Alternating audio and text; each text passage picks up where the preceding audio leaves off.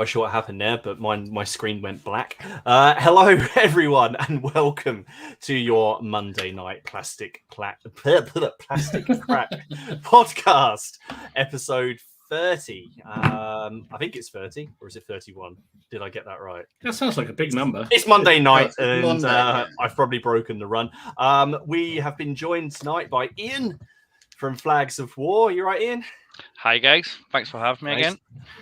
Very welcome. And as you can all see, we are a man down. Now, the kind part of me wants to just. I'll tell the story, please. The mean part of me is actually going to drop Ken in it. But he won't listen to the show anyway. He won't listen. So there's only a couple. Well, there's some of it that we can't share. No, don't use the expletives. But it was our message was, "Hi all, I'm having a really shit day at work," and then you called him old, and then he got upset. And then I quote, "I'm running around like a bitch, putting lots of things up and doing this and doing that," and he's tired and not enjoying life. Basically, he's been doing chores and he doesn't like it. And we were very sympathetic, weren't we? We were very sympathetic. Absolutely. So no Ken tonight, but thank you everybody for tuning in, and of course thank you if you are watching on the catch up. And remember, of course, we are sponsored by the awesome Boards and Swords. And around about the time of the news, everyone knows what it is. Actually, why might even put it off? It's PCP5. If you put it in, you get 5% more off over on Boards and Swords, on top of the 10 to 15% you get off already. And just a reminder that if you're coming to CrackCon in October, you can use that code in the shop on the day, can't you, Dom? In Goes to Battlefront order as we go. So, and you can pre-order before you go as well, and he'll have it there for you. Fantastic. You can. Well, what I think we will do before we get going and we start interrogating Iain, because I was just saying to Iain, I thought in my head, Iain came on in September last. It was June last year. Really? Yeah. That long ago? Good grief. Yeah, I actually for once checked. Wow. Even that long ago. No, so of course we've got a lot to catch up on, because you were just about to release the Kickstarter or put the Kickstarter up. That was all about to go, and well, obviously I think everyone knows it went well. I think we were... yeah, it was great. It was really good. I think we need. I'm going to put this up. Yorkshire's not watching tonight. Boo. Because it's his 30th wedding anniversary, so I think everyone in the chat should I think that's a cheers. So cheers, Ken and Mrs. Cheers, Ken. And he's out for a reet posh meal. A reet posh meal, fish and chips with plates and everything. Wow. Washed down with lashings of Yorkshire tea, I can imagine. It's gravy, just washed down with gravy. Gravy on fish. I cannot get my head around that. I really can't. I love it that's the line. Like turniping models and doing weird things to crabs. That's fine. Gravy on fish. That's absolutely fine. That's a step too far. Who else have we got in here? Paul's Paint Shed. He's here. Evening from a warm and moist Mercia. Lazy Pirate Pain. Benjamin's here. He's working on Sphinx for a Flames of War tournament. Mark Forsyth, Basement's here. You're right, dude. Lionheart, Hammond Jam, Bicker City. Richard Hawes. He likes foundry paints, but boy, do they make a mess when you knock them over. I've still never used foundry paints. I always think about it, and then I just never do. I don't know. I need to go and buy some. Lazy Pirate Painting, working on more Turnip 28 and playing his first game on Sunday. There you go. The root spreads. It's insidious. It's just creeping doom. Steve, share what. Just hold up and share what you shared with us before we went live. Where did you get it? Amazon. How much was the postage? Oh, it's free. I got Prime. Oh, you had Prime. Oh, okay, it's about to one. And everyone needs next day crab delivery, don't they? Of course they do. There's places in Derby you can get that for free, mate. Carl Burks is here. Does cost you a bit, honestly. Yeah. Barnes White is here. He's painting 15 mil Assyrians again. 24 unique sculpts and paint schemes. Toughen and painting land checks. Lord. Gwindor's here, mini agnostic Louis Baby, Digger Down Under Wargaming. It's Tuesday morning for him, and he's assembling new IKEA glass door display cabinets and building and painting TT Combat MDF kits. Which one's easier, IKEA or the TT Combat MDF? Oh, Ken will be really upset he's not here because he just loves the IKEA kit, doesn't he? He does. I like to think that he's because Ken's got to reorganise his room, doesn't he? For 3D printing, or 3D gaming. So, and he needs a whole new batch of IKEA stuff. Granapigo, Alid Roberts, Rich M, Little Legions, Steve Harbour, Stoic Steve, Double Dip, Ian Wright, Bortzik, Nathan McGowan, Epic Armies, Daniel Marino, how you doing, dude? Trey Janik, Granddad's Art Space. It's not done it yet, so I'm going to keep going. Shakos and Sprues, Joe K. Greetings from Athens. Watching you while sculpting minis, the most appropriate background. Awesome. What are you sculpting? Yeah, what are you doing? Rather bloody good, thank you. That is awesome. And is that our first person from Athens? I was going to have to check the map, but I think it might be. I think we haven't had a still have the person yet. It's there somewhere on the Facebook page. I think it's got a bit buried. I have to bring it back to the front again. So if anybody from different places, go and tell us where you're from. JT War Games is here. He's been watching the ECW videos. Good. We've got a picture to share later on of someone who's taken their wargaming a little bit too far. Forgot to paint. Drew from Tenement Tabletop is. How you doing, Drew? Hey, Drew. Good to have you, mate. Hope you're well. Blackower, is that Blackower? Bleakow painting another 10 handgunners, having a tournament. Warhammer Fantasy and bringing 220 glorious humans. Fantastic. Nice. And that is just one regiment for Yorkshire, though. That's like one unit. Yeah. Someone's got some plastic snails from China. That's Lazy Pirate. Lee Verlander, back from the holidays and excited to catch up on the PCP. We're very happy to have you. And Epic Armies finally putting the Marvel Crisis Protocol starter box together after owning it for a year. And Walkabout's here. He's painting the 7th Cavalry. And David's putting together some Perry Mercenaries. So welcome, everybody. Awesome. Thank you for choosing to spend your time with us. Ken's not here for me to insult this week.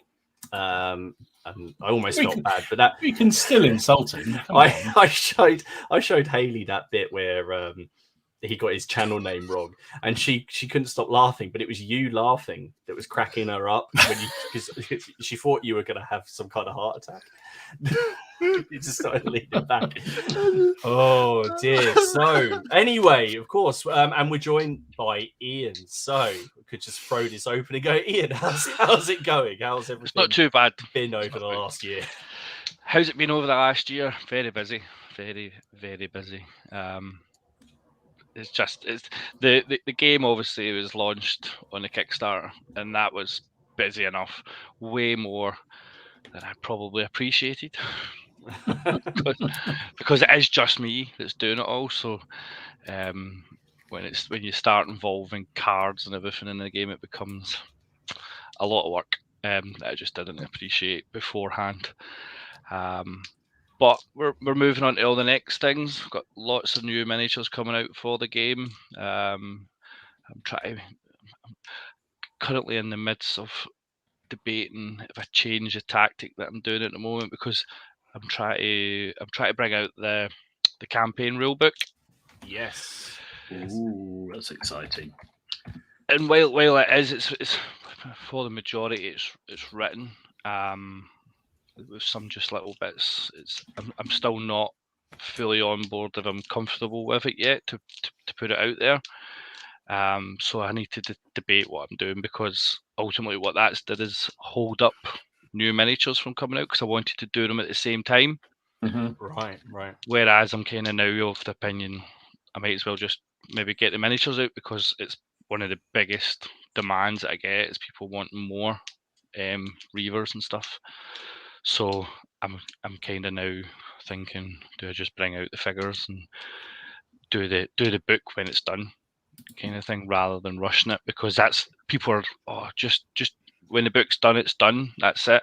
Don't worry about it. Take your time. But I don't want to keep holding the figures up in that case. So that's where I'm debating at the moment because I've got I think it's 30. I've got 38 new miniatures. Wow. Blimey. I've got them all printed. They're all master molded. And they're all ready to kind of go back to Griffin. So that's where I am with the Border War stuff just now. And then also looking at some where I go. I'm always looking at what's the next bit. I know we were joking about it before we started, but yeah, so it's you bring out the one thing, or you announce one thing, you're then working on the next thing. So yeah, sometimes you can't get the sculptors to give you the figures quick enough, but in this case, I'm the one that's kind of held up a lot of it. And what's the process of the play testing of something like that campaign book? I mean, because clearly, I know with the original set, you did quite a lot of testing of how the mechanics all work. So, I think sometimes people don't realise quite how much goes into making it playable and doing what you want it to do. So, what are you doing with the campaign? So, I wanted to try and do something different. Maybe not necessarily. Other books probably do similar things, but a lot of books they'll give you the fundamentals for a campaign, and you just go away and you can come up with however you organise that between you and your friends, and that's it. You've got everything. You've got your injury phase, your buying phase, and recruitment phase, etc., and you can go away. But for me, I was in a way that I was going, well, why did I do Border Reavers, and what does it mean to actually play Border Reavers? So there's many things that we know about the Reavers and many things that they've contributed to our, what we could say, society, with things like some blackmail and stuff. So it was, how do I factor all of these kind of things into the game? So I have tried to do that, and it's ultimately the idea is that you're running your family, your riding family, and you decide every month what you're doing. So you're basically, you could all be rolling off against each other to get your priority for each campaign month, and then you're determining who you're going to raid within that month. But every single thing you do has a consequence. So if the next person who gets a priority wants to get some retribution on you, they can take their campaign coins that they'll get, and they can claim some vengeance. Maybe during the end of turn for the campaign, one of your reavers gets hanged. You can actually try and rescue them before that happens, or you can get retribution on the March Warden, who basically was the guy who had them hanged. There's all these different scenarios, but they're like outcomes of what happened to you in the previous turn. So that was what I was trying to do, because that was ultimately what was happening with the Reavers. It would be somebody would come and steal your livestock, and then the outcome of that is you can either go after them with a hot rod, or you can get vengeance on them by killing one of their family members. But then he's just going to do the exact same back, and it was generational vengeance was what was happening.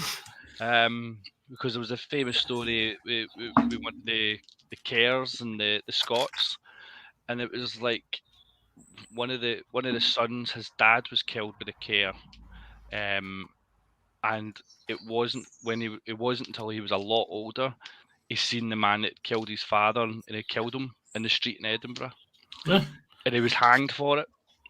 But it was he waited. It was something like 25 years. Wow. And he finally got his vengeance on him. So that was the kind of stuff that these guys were doing. And if you read about them, I genuinely don't understand how they were able to sustain what they were doing for so many years, given how many of these guys were getting like hanged by the authorities and stuff. Because when you read some of the books, it would be, we caught so many Reavers today and we hanged 30 of them.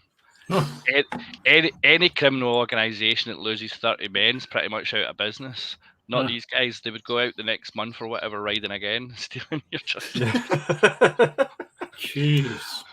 No, I like the sound of it. I think how many people did you envision playing the campaign? Was it 2, or would you be able to have a few? Like Two or 4 is what I kind of would be looking for me in my kind of gaming group, so that you're kind of playing off against each other. But I'm very I get hung up on the smallest of things, and when I start trying to, because I think of all the possibilities and outcomes when you're doing a campaign, and some of the things that I was getting hung up on is how do you play a campaign with 3 people, because you've got this one person that's just sitting there maybe at a club night, and I want everyone involved. So it's that way that I would never want anybody to leave. So I've tried to say you should maybe do it between an even number of players, so you can kind of have games at the same time, because any time we have done campaigns as friends at my club, so we've done various like Paul Pally campaigns and stuff, it's always maybe about 4 of us, and we maybe play two are playing one game and 2 are playing the other game, and then we kind of bring the stories together.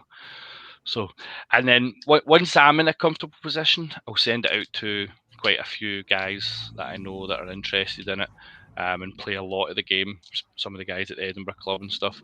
And then I've got a gaming group of my own, or there's a group of guys there that like playing the game. So I'll be spending time taking them through it, and just try to work our way through the campaign and make sure that it works, and take it from there.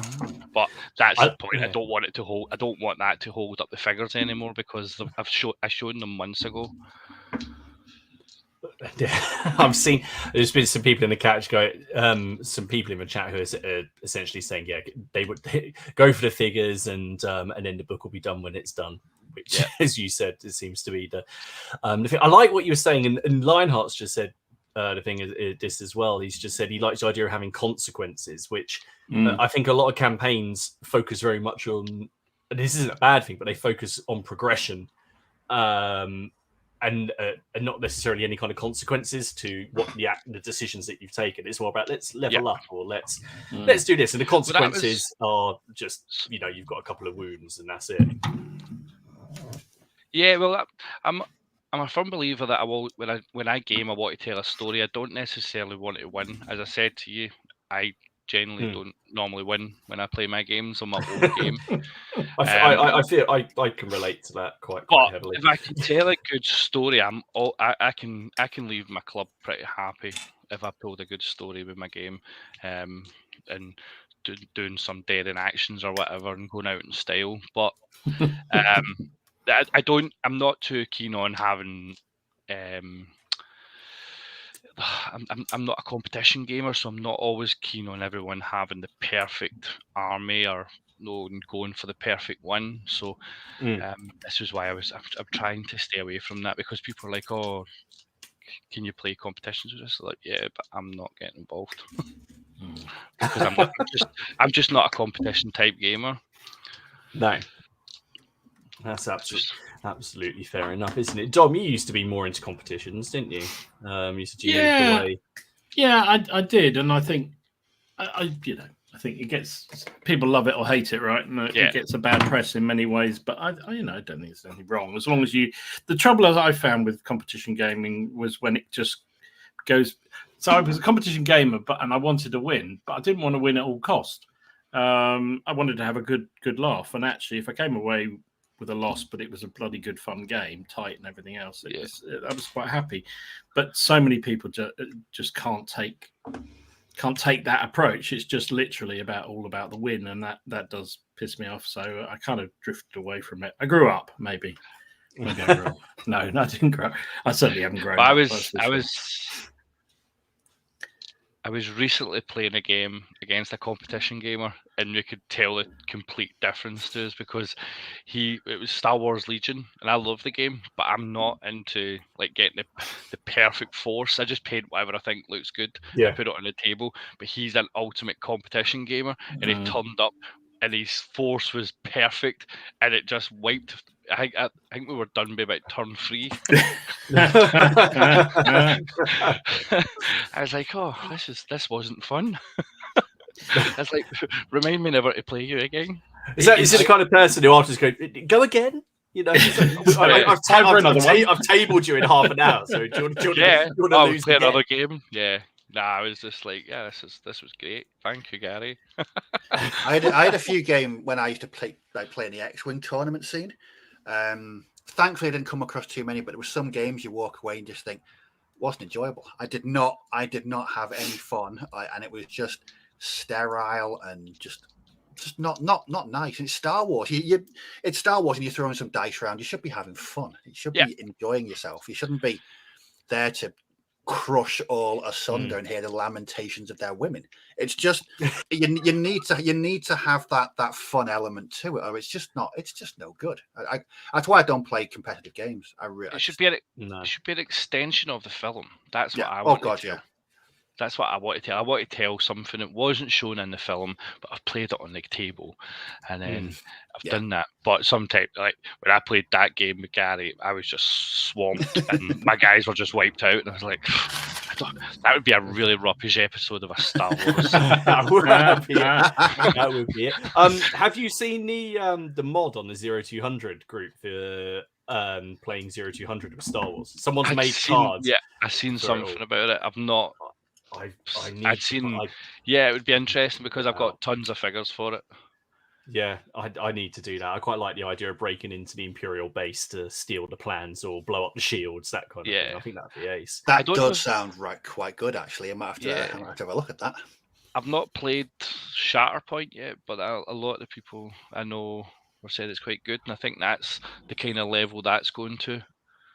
Yeah, it's that one figure. There's a couple of people in the group who have started painting up Shatterpoint. I did see a couple of people have gone out and bought some of those because it's entirely well. I suppose there's nothing stopping you using the upscale. You just got to get hold of the rules and the cards, which are the key things. Well, what I think we'll do is just give Iain a little bit of a breather, catch up on what we've been up to in terms of our projects, and then we'll dive into the War of Austrian Succession, Border Wars, flags, and all sorts. Remember, if you've got any questions, as long as Iain doesn't mind, pop them in the chat. We'll flag them, and then after the news, we'll ask them. I know some people have asked in the group already, and I've got those to hand. But Dom, with his eagle eyes, will keep his eye on the chat, won't you, Dom? And the flag. Yes, yes, I will. Yes, I will. See. Anyway, Ian's got his pen and paper ready with all the list of flags that everyone's going to want, so it's all fine. I thought you want to like doodle it there. It's done. It's done. Off you go. Go on then, Dom. Well, you stuck your head above the parapet. What have you been doing? I've been mostly doing Epic this week. So what did I do? I've finished off another regiment of pike and shot. Very nice. Nice. It's supposed to be the Swedish Red Regiment, and I did put quite a lot of reds in but then it all seems to have dulled down, so it's a very dark red everywhere. But anyway, it's fine. They're all dirty from the campaigning. So that's another pike block done with their musketeers, which was fun. Little cannon, did another cannon. I quite like these little cannons; they're quite fun. This one was better on the cleaning up. It was the first one I did. The barrel had a really, really annoying seam running all the way down it, but this one seems to have been a lot better, so I quite enjoyed that. And then I did, people may have seen, I did a video about looking at how steel fist miniatures compare with Epic. So that's the steel fist cuirassiers that I did. Yeah, they're lovely figures. I'm genuinely resisting the temptation to buy, just replacing all the Epic cavalry with these because they're just so nice. And for 15 mil, I think, well, actually 13.5 as I established in the video, they come out really, really well. So quite pleased with those fellas. Have Warlord expanded on the range yet? No, not yet. No. Are they planning to? Do you know? I mean, if it follows the process that they did with the other two epics, as it goes through, they'll bring out the next. I would guess they'll do Covenanters probably. Yeah, that's what they're going to ask. They'll probably do, I don't know, some add-on. They did wagons and various other things in the other ranges, so I'd imagine they'll do the same. What I'd really like them to do, because I'm doing 30-Year War with mine, is some of those other nations that were involved in it that weren't as obvious, slightly different, like Poles and Russians and that sort of thing. So anyway, That we'll would be see. cool. But because they're really hard to get in 15mm decent scale, which is why I started doing this comparing. So What scales is fire and sword stuff? Is that 15? It's 15, but they're a chunky 15. they're big, aren't they? Yeah. As I looked I've at got those, all and I the remembered skills. you said, Martin, how big they were, how chunky they were, and I thought, oh well, there's no point in buying them because they do all those Poles and Cossacks and which look really nice figures, but I think they're going to be too chunky for Epic. So yeah, that was that, and then I did. These are some dragoons. So the ones in front are the dismounted guys. Are all the again steel fist metals. And the guys behind are mounted. Nice. Very so nice. They work all right. They work fairly good, I think. And then because I don't want everyone to know that 28mm's dead, I did some 28mm as well. So these are some Perry Nassau skirmishing volunteers, which I did for my very cool. Yeah, for that collection. So that's what I've been working on. Do you know how much easier it is to paint 28 when you've been doing 13.5? I can well imagine. So easy. It's great. That's awesome. Steve, what have you been up to, Steve? I don't want to look, do I? No, you don't. I've been sticking myself to plastic. Right. The reason this has started is... Oh, Paul's still in the chat. This, the Doomed. Me and Paul Richardson both got our rule books on the same day, and we've been kit bashing asunder since. So I don't normally like showing unpainted bits and pieces, but I'm going to show you unpainted bits and pieces. Essentially, the game it's miniature agnostic, but you are encouraged to be as weird as possible in your kit bashing. It even gives strict instructions on that Perry miniatures are to be the most cut up. It doesn't. I just did that to get a reaction from Dom because But I have been destroying Perry's miniatures again. So sacrilege! Burn the heretic! It's not sacrilege. It's creativity. So I'll show you what. This is it's another unpainted, but they're my first 5. I mean, I like it how you've managed to capture someone I worked with for quite a while on the left there.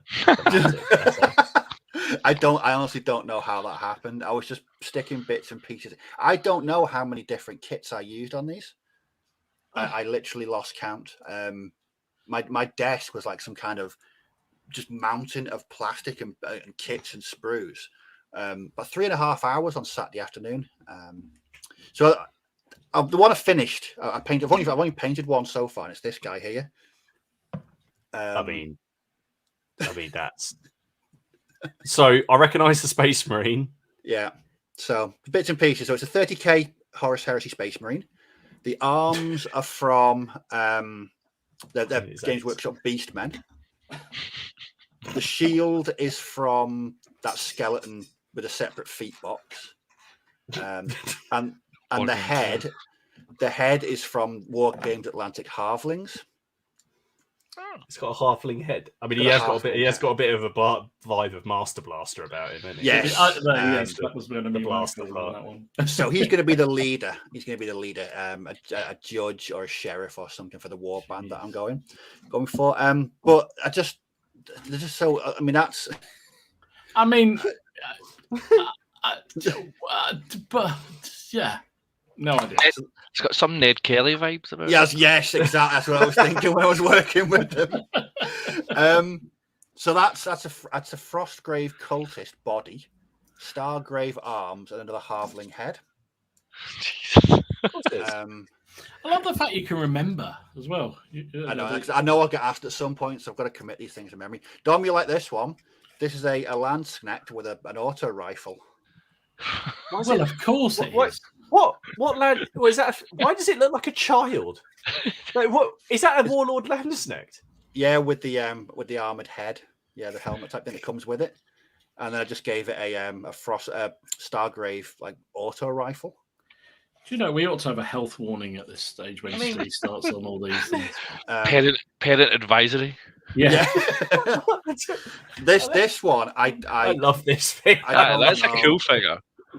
So the legs. Can he not be your leader? He should be your leader. I've got no idea what this chap's going to be. No, he's got to be the henchman. He's got to be the number 2, isn't he? He's the go-getter. He can't be the main man. I've got. The thing is, though, the legs. I don't know where they're from. I just seem to have acquired them from somewhere.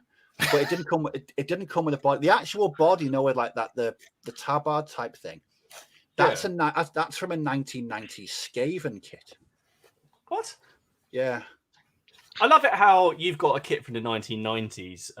You've still got the bits, but you threw a bunch of your minis in the bin because you didn't want them anymore. Yes, I did manage to salvage some, but for the most part, a lot of them vanished. Which is why I've spent the last 11 conclusive proof that he's completely clinically insane. That's all I'm saying. The head, I don't know where the head's from, but the arms are from those Fireforge undead peasants. They work quite well. And it wouldn't be me without some kind of Perry destruction. So here we go. Look at that guy. What? Where'd you get where's the big claw? The claw. I don't know. I don't know where that. It was just from a sprue. I think it might be a mantic skeleton thing, but I can't remember.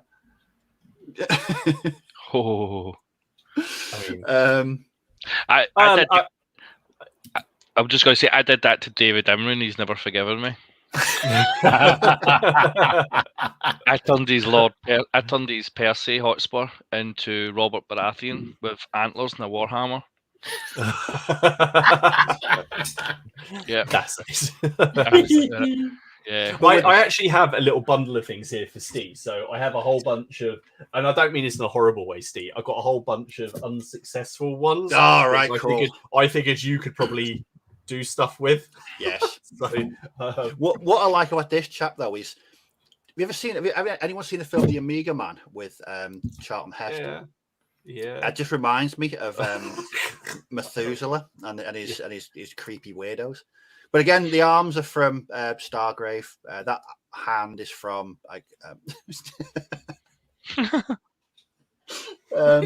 but I'm just enjoying myself. So at the moment, I'm painting one of them, but I've just made something that it's going to break. It's going to break in about 10 seconds. But the warband I'm building, you'd have a herald, and you get certain buffs from it. So I've just made that, and it's sort of, I don't know. It's an old Games Workshop Empire, great longswordman with another Skaven body on top. I don't know where the head's from. He's got a scroll. He's got a Perry arm. He's got a Stargrave arm, and he's got the top of the banner is from a demon prince. Right. But yeah, that's essentially what Paul and I have been doing over the past couple of days. He's been properly raiding the bits boxes though, and it's addictive. That's the problem. It's really addictive, and the game is I can't wait to play it. Yeah, the comments I was about to just exactly say you're like the Dr. Frankenstein of war games. Everything's That's because I can't leave anything alone. I just like to have miniatures that nobody else has got, which is probably a good thing actually. But in other news, I have obtained my ticket for TurnipCon in November. So in November I shall be in Bristol attending TurnipCon. I love it if you turn up and it's just a farmer's market. You're allowed a +1 and you can take Dom. Yeah. Dom, you interested, mate? Yeah, mate. No, what date was it? Oh no, I'm busy. Sorry. Well, I think you said last time you were redoing Ken's plastering, weren't you? So that's it. Yeah. That's the one. But yeah, that's where I'm at to. Other things I've got, I actually had quite a few things delivered last week that I should be working on, which I haven't. So I'm working on some more Burrows and Badgers. I picked up a box of War Games Atlantic Halflings for a Wall of Erewhon project. I picked up. Well, they're going to end up stuck to a Space Marine now. So I don't know. Which it's funny you should say that because I'm actually messing around with one now. And he's going to be slightly too much information. It's going to be a halfling with a pump action shotgun. Can you give like a Space Marine, like a halfling head and arms? Be like a T-Rex. Really... that might work actually. But yeah, I picked up another armored car, the Mark IV Humber from War. I've got so many things going on at the moment. I'm all over the place with projects. But as soon as the Doomed arrived, I was like, yeah, it's just reading it. And then on Saturday, out came the plastic. And I'm just going to send all my bits to you now because I keep them. I'm thinking I'm going to do stuff with these, and I never do. I'm just going to bag them all up and just send them to you. You know, in fact, I think we should encourage everybody to send all your bags and bags of bits to Steve. But yeah, that's where I'm up to. Doomed. Hopefully, and the other thing is that you have horrors as well, which are big, evil, gribbly monsters.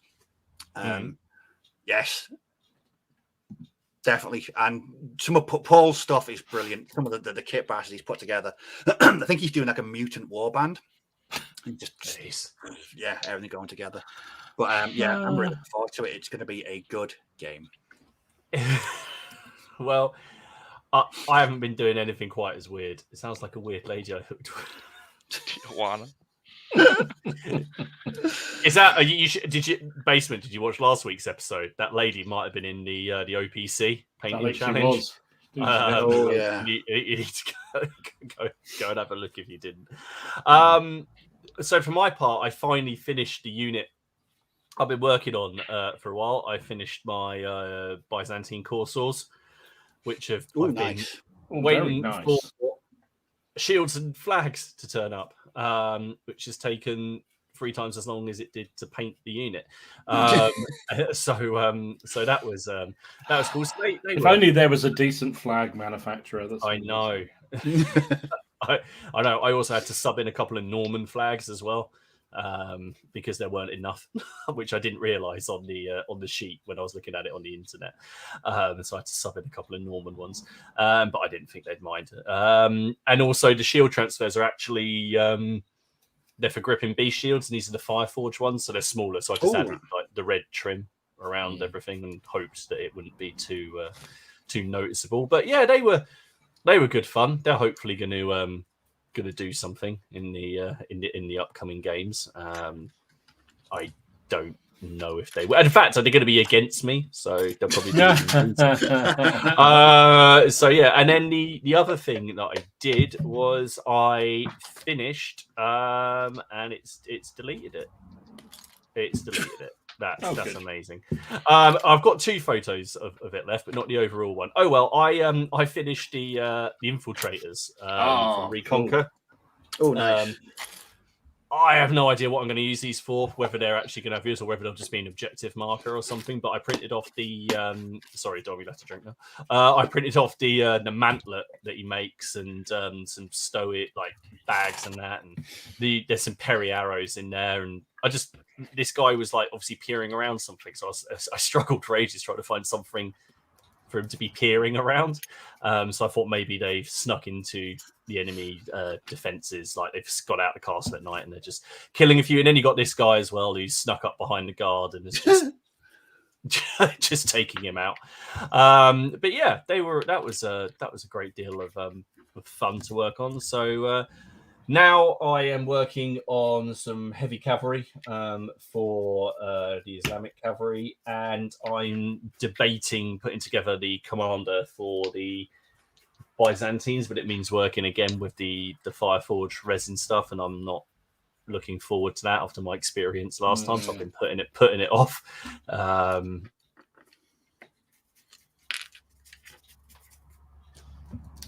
we lost him. Yeah, we lost him. There you go. Obviously, he was saying bad things about Fireforge and they cut him off. Clearly what it was. Those look really cool, though, don't they? Yeah, they do. I like the one with the guy assassinating them. Yeah, that's just awesome. I just don't. But then, do you find that I see figures like that, and I think that's absolutely fantastic? Those sort of character ones that you could build into a situation, and I think, how would I actually use them in a game? You would. I don't think you would. I think there'd be a focal point on the table, especially like a show. Well, yeah, in a show or something like. But Martin seems to come up with a genuine idea to use them, and I can never work it out. It's like I don't know. I don't know what. I have no idea what happened then. We reckon Haley's it's the not Fireforge police cut you off. You Probably, yeah. Probably. No, I like the plastics. I like the plastics. I just can't stand out the resin. It's actually, I had the Varangian Guard and it's properly put me off doing any more. Because my idea was that I was going to have a Strategos on foot and have a few Varangian Guard around him, protecting him. But the thought of having to deal with those Varangian Guard again, I don't want to do them. So I'm just going to put him mounted because I've got a couple of those Corsairs left. Mm-hmm. So I'll just have I'll use the mounted one and have them and send the Varangian Guard to Stee to do things to with tufts because I just can't bring myself to do it. But yeah, sorry about that. I don't know what the hell just happened. But yeah, no, they look really good, mate. Really good. We're just saying about how you use those things in games. I mean, I look at those and I go, what the hell would I? You know, it looks lovely. I think fantastic figure, like the guy stabbing him, stabbing the sentry. And I think, well, how would I actually use them in game? You always seem to come up with an idea how you use them. Yeah, I do tend to paint the miniatures up and then go be like, right, what am I going to do with this? I'm not, as you know, I don't list build, so I do tend to go, that's cool. I paint it and then go, what the hell? What the hell could I do with this? And then how could I fit this in the future? So yeah. But you know, that's from there. But anyway, it looks like actually you've been quite productive. What are you dropping now? I nearly dropped it again. I'm just no. It's not the castle, is it, Dom? It's a castle. Again. Nearly. It's the other bit. This is another bit. This one's a keep, I think. Lacey Pirate wants to know where the details about TurnipCon can be found. I think you just Googled TurnipCon 2023. It's on Eventbrite. Don't Google that. Don't Google it. No, you get a special watch list. It's going to be like the start of that Wallace and Gromit film with the Curse of the Were-Rabbit, where they're all just in a church fete. Everyone's just bringing their veg along. That's it. You know what? I am so looking forward to meeting some people, fellow turnip aficionados.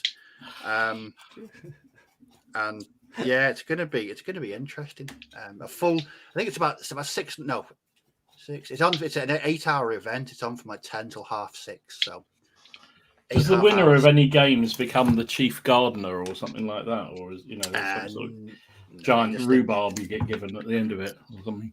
Mm-hmm. It'd be like the episode of Blackadder with Baldric and his giant turnip. Turnip. It's going to be first prize.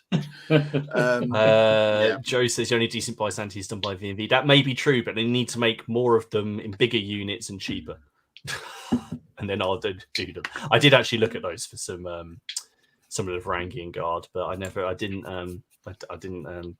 go with them in the end. I can't even remember what the reason was. I think he's selling them off, is he not? Mezzo's Miniatures. Yeah. I know. I should. The thing is, I've got my one unit now because like they're meant to be like rare, aren't they? Like, I mean, I would quite like to have like loads of them running around. That would be quite ace. But I don't think I can. The scary part about TurnipCon is when you think people are dressing up and it turns out that's just how they look. You're going to cosplay. You're just going to go. You're going to cover yourself in PVA and roll around in a field. Too much effort. Far too much effort. Oh dear. I hope some people do cosplay though. I would absolutely love that. That'd just be so much fun. I thought you said you had like a plague doctor's outfit. I have. I've got a. Oh God, yeah.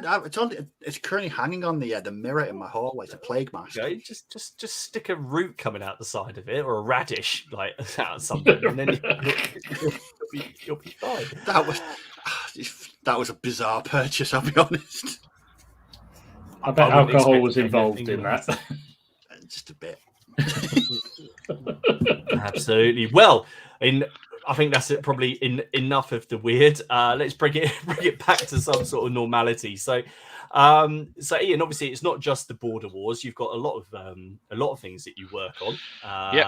Too many. Apart from that, so I suppose the easiest thing to say is what have you been working? What other? Because you've got your other lines. You've got the War of Austrian Succession. You've got the Jacobites as well. So what's been the sort of what have you been doing recently? Other than my own hobby stuff, I did recently the Franco-Prussian war flags for the French. Mm-hmm. Currently working on the Bavarians. I'm going to do the Prussians after it, and then I'll be going back to American Civil War. I need to add more stuff to the Union side. Don't have as many as I do for the Confederates, so I'm going to try and concentrate a little bit on them. Miniatures wise, we've got a number of new packs coming out for the Warwashing Succession and the Jacobites as well. Hang on.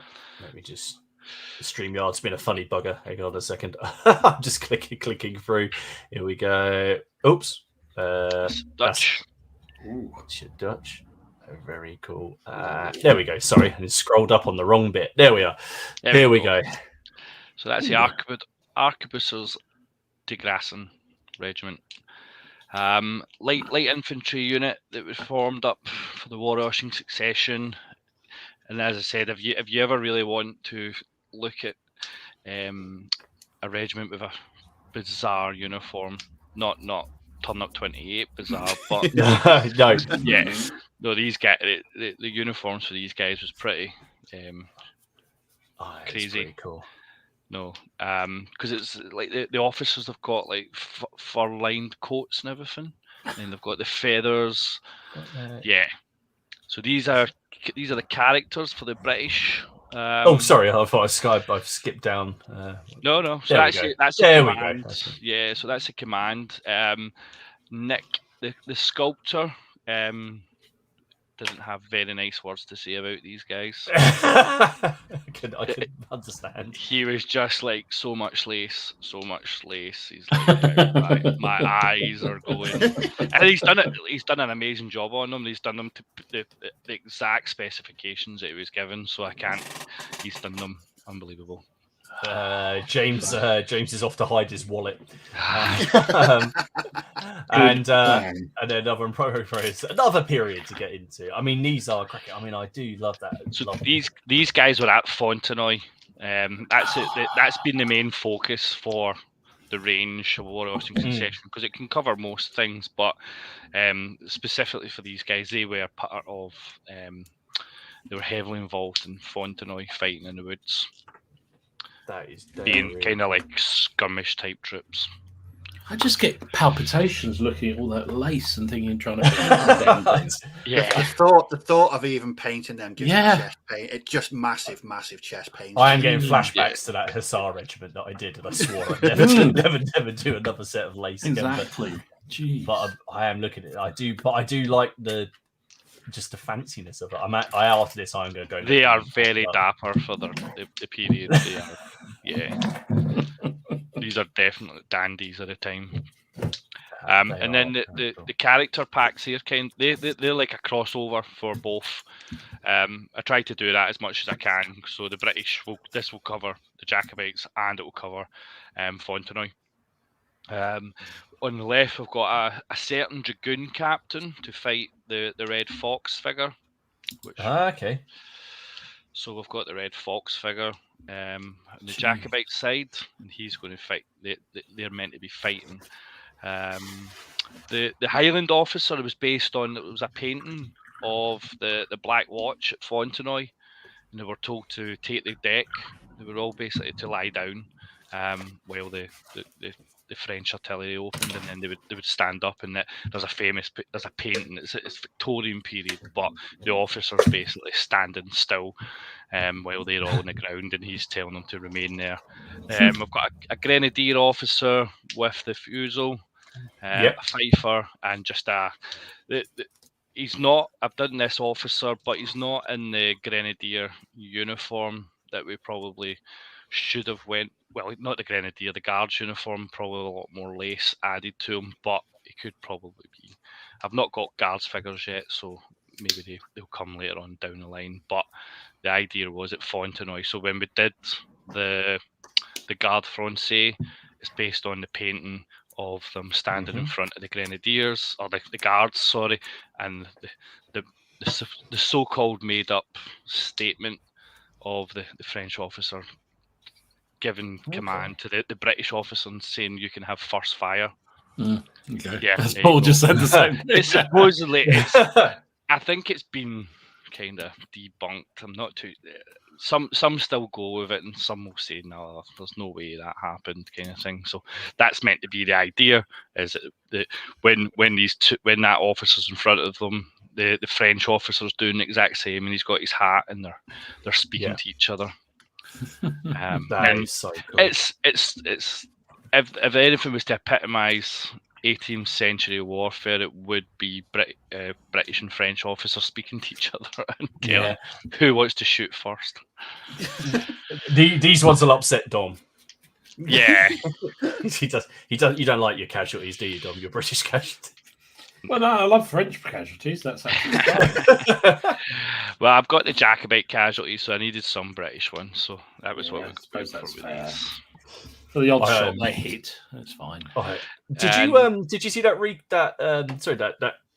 last week the facial reconstruction of Bonnie Prince Charlie? Yeah, Bonnie Prince Charlie. Yeah, I don't know how convinced I am of it.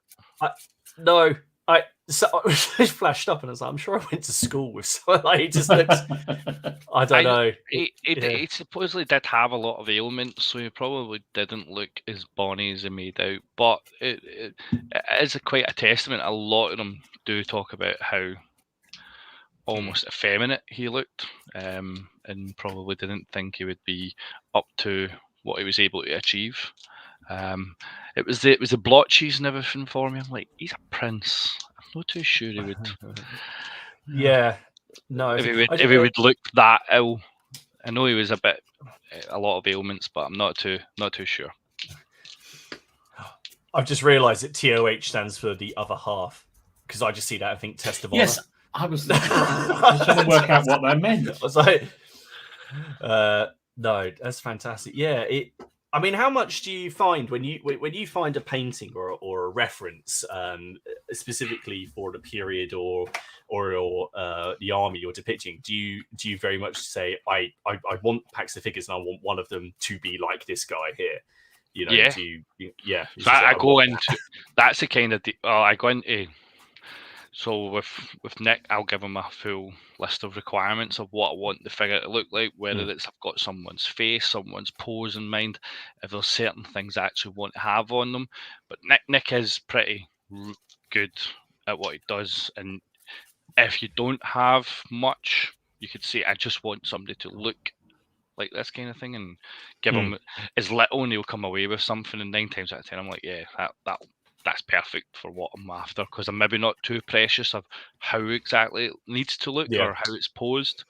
So sometimes I can, but it's just anything can be an inspiration. Or you can just see a painting, or you go, I want that figure, and that was what I did with the Garde Francais. I went with the painting or the Battle of Fontenoy, with them all lining up, and the NCOs pushing a dressing line and making sure everyone was ready. And you see, this is going to be bad for me. I've already got 2 unfinished projects at the minute, and I was listening to a documentary at the weekend about the Jacobite rebellion. That's spurred by looking at that. What, the documentary? It was, and then I found out there's about 20 parts to it. So I'm lining it up. But they're all only about like 10 minutes long. It's not it's a bit like that. I'm sitting there thinking, so I've got to try and get them all in. Hope that they're in just one playlist. I actually watched one today. It was okay. It was on history. It was part of that History Hit channel. Don't think it's officially. It was on YouTube. Yeah. It was just on Culloden, but it was quite interesting. It was quite good. I like their videos. They do some good stuff, don't they? History Hit, yeah. They can be. They do some cracky stuff. I quite like it when they get authors together who have really differing views and just make them argue. Especially because obviously with the Wars of the Roses, they get Matt Lewis, who's like the chair of the Richard III Society, and they get Nathan Amin, who's like the big Tudor historian, and they just kind of put them in a room together, and they're good friends, but they basically just go fight. Yeah, and it's great TV if you're into that. Paul says, so Iain, we need a set for La Petite Guerre, mate. I imagine that's where is I need to add that. There we go. So on top of that, you sent me you sent me a lot of pictures. So we've got the ones you said you painted. So you had the Dutch Now these are yours, aren't they? Yeah, so they're for the Dutch that were no, I think only Eureka were doing Dutch. But no one was really doing Dutch, despite them pretty much making up half the army at Fontenoy. So anyone that was covering War Ousting Succession, to be honest, there's not a lot known about them. There's 2 books that came out by Hellion, and they're quite informative. But the biggest problem I had was with the flags. Even contacting the military museum in Amsterdam, I think it's Amsterdam, and they replied, "No one knows." And I was like, really? Right. It's like there was 20,000 Dutchmen at Fontenoy. How did you just like lose a whole section of your history? They're like, well. they did it. They were just like, shit happens. Yeah. They're like, there was no known colours still around from that period. They've got stuff from before it, from the War of Spanish Succession. Then they've got stuff after it, in the 1780s period. But the War of Succession, there was just a gap. Yeah. So what did you do then? Did you just adapt them? So what they've got is there was this book that was published, and it was called The Triumphs of Louis.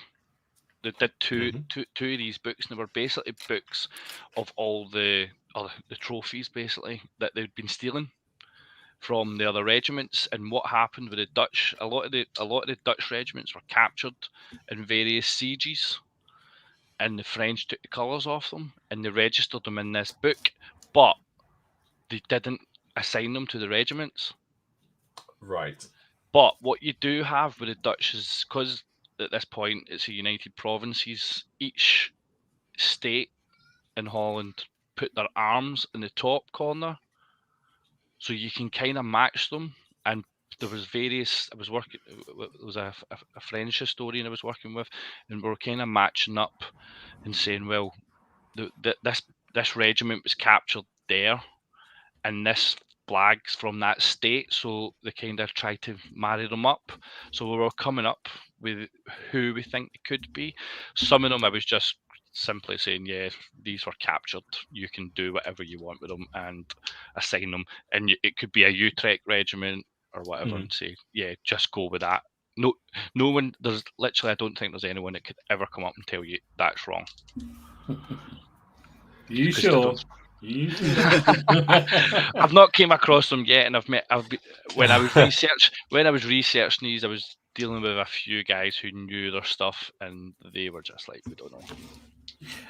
I think this is the bit that fascinated me last time you were on, Iain, about how much research you do into all these flags that you have on your site, how much time and effort you put to make them as accurate as you possibly can. Yeah.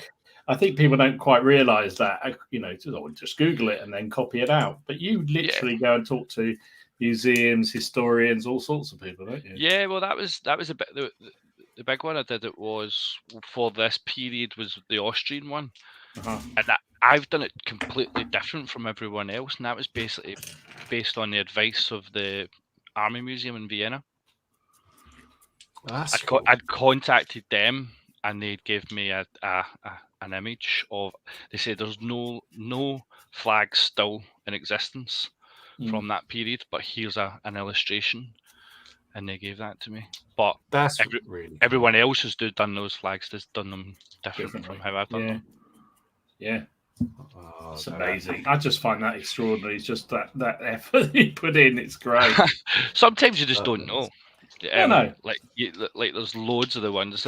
The hard stuff is always if you think of like the English Civil War, you've got loads of the parliamentarian stuff, and it's all like the trained bands and stuff, and they didn't. I don't think they fought as much, so no one ever really buys those flags. No one really puts the trained bands on the table when they're playing games. But Parliament then goes on to win numerous battles, so they're not getting their flags captured. So unless somebody's noting them down, they're not getting registered. No. And a lot of the time it would just be blue with white devices. That's what you get. They would describe the devices, And the reason we know a lot about some of the royalists, and especially some of the Covenanter ones from like Worcester and Preston and Dunbar, was because so many of them were captured and they were sent down to Parliament to be put on display. So they were drawn when they were captured, and that's how we know so much. But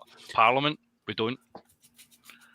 So you kind of have to just make them up and go along with what, maybe some advice from the reenactors and what they have looked into. And there was I was looking at because the British Library's done a really, really good job at scanning more and more of their stuff recently.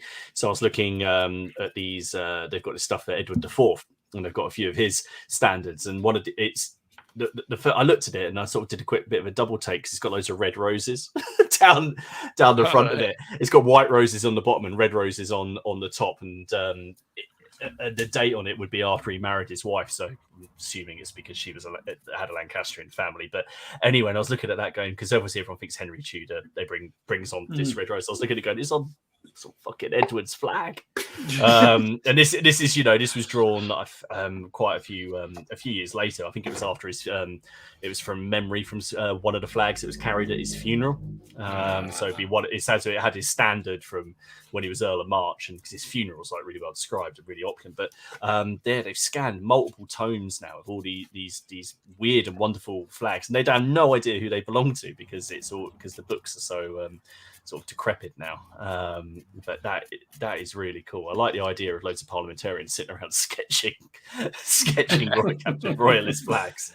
Yeah, well, that somebody must have been doing it because it's especially the Covenanter one. So when like Dunbar, the force marched a lot of the Scots, and a lot of the story was going by the time that the flags got to Parliament, most of them were destroyed on the march because locals would come out and steal bits off them as they were going by. They were grabbing them to keep a memento of the flag. So from what they had, and when they got to Parliament, they were all over the place. That's ace. That is ace. I like that.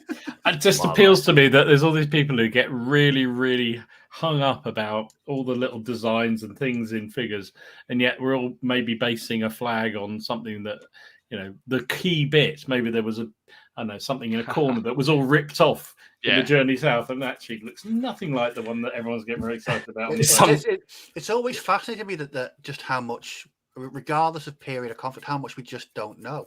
I know, Martin, you've mentioned it a lot about medieval warfare. That there's no real wrongs or rights with it. No, there's especially you can get these kind of weird descriptions and ideas delivery, especially from things like poems and things that are written about battles. They kind of describe some people by their livery badges and things like that. So there's one called the Rose of Rouen, which is about Towton, and he goes on to he describes Edward as the bull and Falkenberg as the fish hook, and then it's assumed that these are their little livery badges that they'd wear, and it kind of goes through a whole list of them, and it even goes into some of the towns as well. But there's a lot of stuff that's conjecture. There are some that there are images of that I've seen, but other than that, there's loads. Some people don't even know if there's still this raging argument about whether or not it's in the medieval period they bothered using those big swallowtail things as well, because I had one book we said that they were like 18 foot long. It's like I can just imagine some guy getting dragged backwards off his horse. Yeah. I just don't know why they just didn't take photographs of it, and then it'd been easy. It would have been, wouldn't it? It's so inconsiderate. Very inconsiderate. It's like the same when you've got all the armies even later using field signs to designate between each other, because it's just like organizing an army it's such a huge task. Like, try to get basically all these stores to make all the exact same uniforms and have everyone looking perfect and how we imagine it. And some of I just can't imagine. I can never imagine that would be the case. So when I do certain things, I'll go, if it was like a Parliament army, I'd have some different colours of coats, because there's no way every one of them had the exact same coat on. Majority maybe. But nah. Well, they may have started the campaign roughly looking the same, but they certainly wouldn't have done within a couple of weeks into it. one of my friends, he was in Afghanistan, and Iraq, and that was all he would speak about. He would say his kit was absolutely horrendous, and he would be buying kit off the Americans. Yeah. But if you were to do a British soldier in American kit, wargamers would go off their head. True. What are you doing? Like, wait, no, like genuinely, my mate was there, and he was buying the kit because he says his kit was horrendous. Or his mum would send him stuff from home because he would tell her, buy me those boots or whatever, because he was like, our kit was terrible. Oh my goodness. But it's true. I think we talked about this the other week, didn't we? We were talking about, with Napoleonics, like it was last week when we talked about just adding random coloured trousers in for someone who's nicked them off a washing line while on the march because they've soiled some of the cannon's gone off, or something like that. It must have happened, and it's fine if people are just going for a uniform look. It's totally cool. I personally like adding in, patches and grub and grime and having a bit of variation. It just makes it a little bit more visually, for me, a little bit more sort of visually interesting. Well, I'm not a huge. I like Napoleonic gaming, but I like kind of like smaller stuff like muskets and tomahawks, sharp practice kind of level. But I recently bought. Well, I'm still waiting on them. The new campaign look ones. Oh yes, the Warlord ones. They're great. Yeah. As soon as I seen them, I had to have them because they just looks how I would imagine them. Yeah. Absolutely. Because they've got figures in there, haven't they, of British soldiers wearing women's bonnets and things like that. Yeah, that's exactly what would have happened. It was. If you ever remember, I always wanted some. I don't really think anyone's really did it, but the Perry miniatures 40mm range. For the French, and they've got them in like the sandals and stuff and the clogs, and you go, that's probably more in line with it rather than the complete uniform that we think, because there was sketches done of when just before the English Civil War, the Scots were sending armies over to Ireland, and there's sketches of the Covenanter army coming home, and they were basically in rags, and that was how they were fighting. But everyone would be like, "Oh yeah, it would be pristine and looking great." Nah, Wow. Unless they learned how to sew and everything. No, Brilliant. Brilliant. Now these ones you sent me, because first of all, these are just continuing on with these. So that's Dutch, yeah. That's the guard. That's the guard Francais. So that's a painting I'm telling you about, where they're standing in front of the British guards, and they offer them first fire. And I'm pretty sure the guards swept the floor with them. The only reason they were saved was because of the guys on the right, the Irish. That's a lot of lace as well. Yeah, I did a lot of different officers for the pack. So it's two. I did 2 command packs, which I've not done in the past, because I wanted the various officers and the NCOs, because they're the guard, and there would be a lot of different guys there. That's very cool. So nice. I do like mounted commanders in regiments. I really like that look. Yeah. I try to shoehorn in as many as I can now. What size wiggly bases? I think those ones I did, because of the way I changed the layout. I'm pretty sure it's a frontage of 60. I think it's 80 depth I went with. Yeah, 80 or 90, because basically I wanted the drummers and the NCOs all at the back. And having the colours to the back a little bit as well. Yeah, on my ECW stuff, I did the colours and that on a separate base, so I could have them in. So I could have them in front for until they got the enemy. Retire the colours. Put them behind. Yeah, that's it. Yeah. Retire the colours. We put them behind, because you don't want shot, especially officers as well. Absolutely. And then we got That's a guard again. I do like that. I do those. Dom, we're going to have to go and look at the website. We'll have a chat. No, we're not. La la la. I'm not listening. We had to see Dom's famous willpower in action. What that famous willpower, like the walls of Jericho, just comes tumbling down. That's why we're not looking at the website. Thank you very much. They're beautiful, they're lovely, but I'm not doing it. And they're French. No, and they're French. That's really cool. No, thank you, Ian, for sharing this. Well, if it's cool, we'll give you a little bit of a breather, but we've got some news. And it involves some of your stuff anyway. So if we do the news, and we might as well start with Ian's news. You could top billing headline news. I can never find this. We're gonna do it because I thought we'd lost it for a minute. No, we'll do it. We'll do it. Hold on.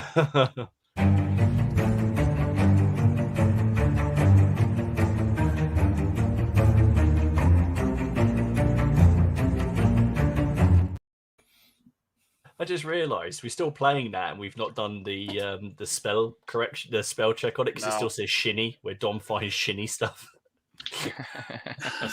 That's Ken for you, isn't it? Let's be honest. Well, let's remember until he coughs up for the new intro, we're not changing it just because he's changed his bloody wargaming channel name. We're not changing it until he pays for it. Until he actually can remember the name of his own channel. That's a starting point. That would be good. All right. So, Ian, Border Wars, you sent me through a few pictures, and these are these upcoming or about to be? So these are the new ones. These are the ones that I'm saying that I've got. So these have been cast, and so there's going to be there's different sets. So the first phase that we did to riding families kind of thing. They've had them all converted, so that basically the first ones I had who were mounted, I've got the exact same figures on foot, and then the first ones who were on foot, I've got them mounted. So I'll do them as separate sets. Yeah. I've done a set of broken men, as they were called, basically men who didn't have a family and became outlaws. Oh, yes. I mean, describes for us sort of a little bit of a Ronin kind of thing. Yeah, basically, your biggest protection was your family and them riding with you. But anything could have happened. You could have been outcasts, or sometimes they just didn't have families. They may have been a peasant whose family got killed in crossfire or anything, and their only option was to turn to crime. So these guys kind of banded together and would just go about stealing and taking cattle and selling it or eating it, whatever. So the idea is that I've got this set of looters, and they're going to come with these new civilians as well. I think I sent. Yeah. So he's another looter. He's another looter. Awesome. Oh, nice. Gotta love a looter. He's got his bag, and so he's one of the civilians. Try to tell him. Please stop. Stop. Wait, no. Can we talk about this, please? That's what I love. I love that. She's not messing about. No. Hey. Oh wow, that is so cool. That is cool. Yeah, so they're going to feature in the game and stuff. So they all come with their own stats and etc. And try to do a scenario around them. That's really cool. That's really, really, really cool. There are only some. There's loads. Yeah, I've shown a lot of them, but I'm hoping to maybe have an announcement on them soonish on how. I don't know if I do a quick Kickstarter the way that I normally do, or do I just release them. I'm not too sure yet. that must be quite a hard decision to make as well. Because again, it's part business, but then part demand as well, I suppose. With people putting it just depends how people like it. Some people really don't like Kickstarter. There's a big benefit to the Kickstarter. It seems to get so if I do a pre-order and if I do a Kickstarter, it's not that much different, because I'm basically saying I'm going to deliver these. With the Kickstarter, I'm doing the exact same because I've already got it all sculpted and it's ready to go. So it's really just try to get an idea of numbers, how many is coming in, then basically give that order to Griffin to go away and do so many casts and get extra so that it's stock. But the Kickstarter seems to get so much more exposure than say just me putting up on my website and try to do all my own advertising. You'll basically get like first time customers that just come along on Kickstarter, find it, and go, oh yeah, I'll buy them, and that's it. So it seems to get out there way more than anything else. I wonder why that is. I think it's because you can just literally go into Kickstarter and see everything that's currently about Yeah. People just end, trail everything through that's new, Kickstarter. and people Mhm. like sometimes you'll get when you do the Kickstarter, you get super backers coming on and Mhm. supporting you, and these guys literally back everything. I don't know where they get the money because it's.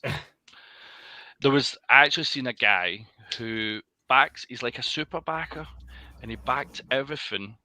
But even if he was backing it at £1, I think he backed something. The Kickstarters he had backed were in the thousands. So Wow. so you're like, I think it was something stupid like 20,000. So if he backed Whoa. everything at £1, it's 20 Wow. grand. Wow. That's nuts. Yeah. What's the? Oh, okay. I was about. That's weird. I never even knew that was a thing on Kickstarter. Super bad. I didn't even know that was. Yeah, it's a status that you get if you back loads of stuff. They'll give you a badge that says you're a super backer. And then when they back mine, it comes through. When they back, it comes through and it says. That's actually Dom. Yes. Well, funny enough, I think I probably am a super backer, but I'm not that one. I have to say, James, I'm not that one. But no, I think it's definitely if you do a certain number of, or maybe it's just value. I don't know, but it's a certain number of Kickstarters, you do get that badge. I don't really understand the benefit of it, really. But there you go. Nah, same. I don't know. I don't know if they get anything better for it.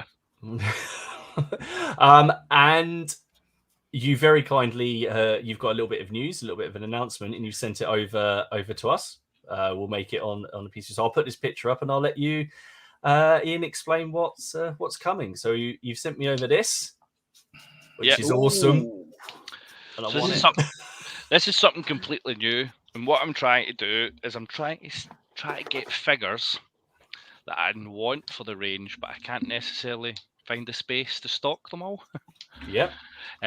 Because you're doing your own range just now, and you can probably understand that the space that comes with keeping all these figures and stuff Yes. can take up a lot. And I've already taken up so much space in the house that I'm just trying to think, what else do I want? What do I want to add to my game? And not necessarily have a huge amount of the figures in stock. And this is what I'm doing with these guys. So these are the garrison troops for the Border Reaver period, or Elizabethan period, as we can say. And the idea is when the March Warden or anything was going out to ride, or anything that was guarding, say, Carlisle, it was basically, it would be these guys that it would be in there. So the idea is that these are going to be STLs only. I'm not actually going to have them casted in any way. So that's completely different from what I've done. Very nice. But it's going to be a multi-part set. Oh, just like plastic. Oh, nice. Lovely. So they're going to be something around, I think it's 7 or 8 individual bodies with various armor options, head options, weapon options. So guys with caliber guns, bows, bills, Jedi axes, swords, various different things, and they're going to be in this style. So that is, they're not going to be cast, but I'm looking at options for that, because I think if you do it through My Minis or something, they give you the option that they can send them to a My Mini Factory, is that it? Yeah, that one. I think you can sign up to an account and it will give you the option to have them printed. Yeah. I recently tested it with some Landsknecks and they were pretty cool. So I wanted to see how the process works. So this company, Only Games Co., printed out a full set of multi-part Landsknecks from Wargames Atlantic. So I just wanted to try how the process actually worked, and it was pretty smooth. So I'm looking into those options. So if you don't want the STLs, you can have them printed. To be fair, I mean, it's, you can see in here we've got a few people. James already says sign him up. You've got Joseph saying count him in. I mean, I know I would as well. And Old School saying STLs. Yeah. I mean, that's. I suppose it also gets you around the international shipping issue as well, isn't it? With that as well. Yeah, so it can cause a bit of a problem I'm having real problems at the moment with orders taking forever, just going anywhere. Even to the States, I had a customer there that took a month just to send them some flags. Wow. Bloody hell.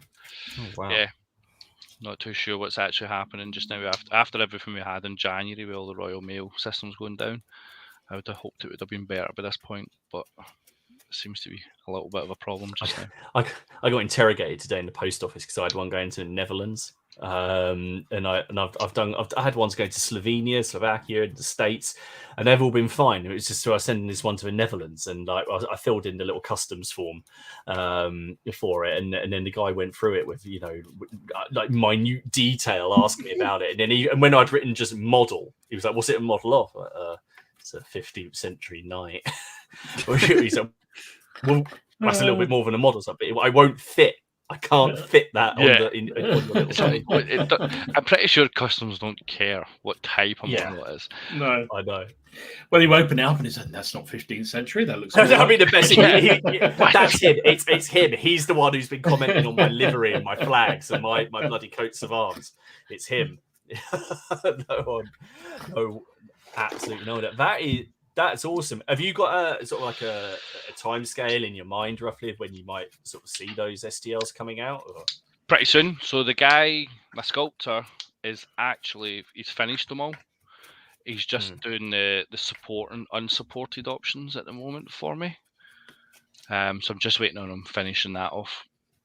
So he's shown me all the figures. So I think with all the arm options, and that's not including if you change all the heads. I think it was around about 15 figures. Awesome. So he's just now what he does is just like you do with the plastics. He's cutting them all up and putting them into like separate arms and stuff. So I don't know whether to share Paul's comment or not. It's not as bad as turnipping, but he said coming to a doomed warband very soon. God. No, don't do it. Oh, that is fantastic. Well, lots of things to look forward to coming from Iain. Dom, what have you seen this week? Or do you want me to go? Yeah, you go first because I'm just up to my eyes in. I don't want to break it. Okay, again. So I've not seen a great deal. However, I did see the Eagle Figures has got something that I thought you might like, Dom. Swedish Napoleonic. Oh, I missed that. I know. Yeah, that's. I think these Eagle. are up your alley. Yeah, lovely. They're very nice. And then they've also done Armistead. Yeah, ACW. Oh yeah. Oh, very cool. Which I thought was quite cool. Iain is trying to get me to do the flags for the Swedes. Well, there you go. You know Dom, what? They're really hard to get group. hold of, so that would be a good. I mean, I don't know how many people have got the same kind of stupid fascination for them as I do, but it's really hard to get flags for them. So yeah, I've just realised that all my news is about Swedish stuff. So here's the Battlefront. It's not often you can say that. Here's the Battlefront Team Yankee Swedish stuff. They've just previewed this. So hang on. Here's the starter set, which I thought was quite cool. See, I've never played this game and never had any interest in playing it, but for some reason I quite like the look of these. It's quite popular in my club. Team Yankee. It is essentially just Flames of War, right? But just modern. Yeah, modern version of it, isn't it? Basically. Yeah. See, that does look really. They do look really cool. So yeah, this is going to be out soon. So Swedish Starter Force, S Company, and then here is a tank platoon, which is very cool. Wow. And then just for some infantry off as well, because I know how much you guys like the infantry. So there you go. There's some nice. What's that thing? The missile team. Can you see that down the front? Oh yeah. Yeah. RBS. I really like that. That's brilliant. It's really cool. But again, I don't want to look at this too long because. So is it hypothetical? Were they actually doing anything? The Swedes were involved in any? Is this just like? Oh, it's hypothetical entirely. I think it's really hypothetical. World War III versus the Soviets or something. Yeah. Yeah, I don't know if these are based on tanks or designs they had, and then they've added. Oh no, they are real designs. They are real. I just didn't know if they'd taken them a little bit further, or It's just a fantasy setting kind of thing. Yeah. Yeah. So they're doing the Swedes, the Danish, the Norwegians, and the Finnish, all in one big Nordic release.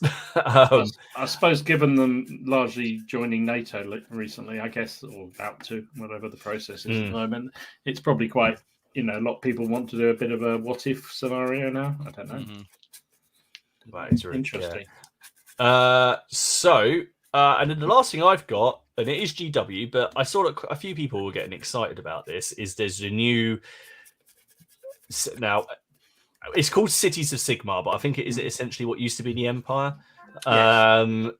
And they've released like this army box that's got rules and cards and tokens and transfers, and it confused me because it actually I thought as a box it looked quite cool. I mean, I'm not going to get it, but if I was, I'd quite like the look of all that stuff in the box. But anyway, those are coming up for pre-order.